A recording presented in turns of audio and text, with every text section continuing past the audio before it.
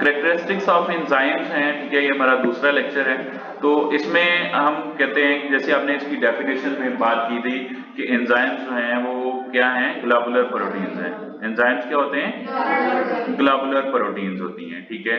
और दूसरे नंबर पे आपने ये भी डेफिनेशन से ही इसकी बात ली गई है, ये क्या करते हैं कि रेट ऑफ रिएक्शन को इंक्रीज कर देते हैं, ठीक है, विदाउट बीइंग,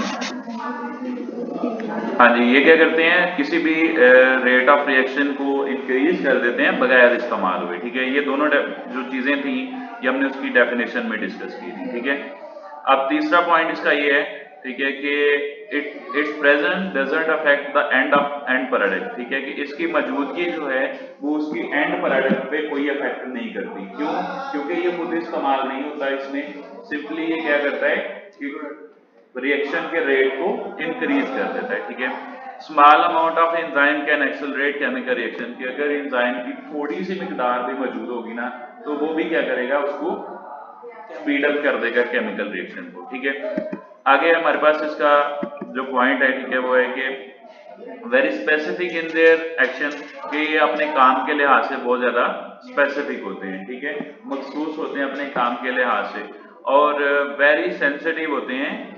हत्ता कि अगर थोड़ी सी आप उसकी पीएच को चेंज करते हैं या उसका टेम्परेचर चेंज करते हैं या सबस्ट्रेट की कंसंट्रेशन चेंज करते हैं तो तब भी क्या होता है कि ये माइनर चेंज से भी इसकी जो शेप है वो चेंज हो जाती है और ये अपना काम नहीं कर पाते, ठीक है।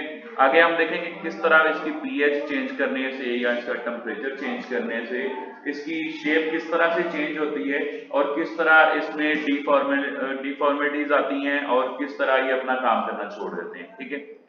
यही हमारे पास आज की इसकी जो कैरेक्टरिस्टिक्स हैं एंजाइम की हुई, ठीक है। आगे भी जाना है, some enzymes need a cofactor for their proper functioning, ठीक है, कि कुछ एंजाइम तो बगैर उस नॉन प्रोटीन पार्ट के काम कर लेते हैं, लेकिन कुछ एंजाइम्स को एक नॉन प्रोटीन पार्ट की जरूरत होती है अपना काम करने के लिए, जिसको हम कोफैक्टर कहते हैं।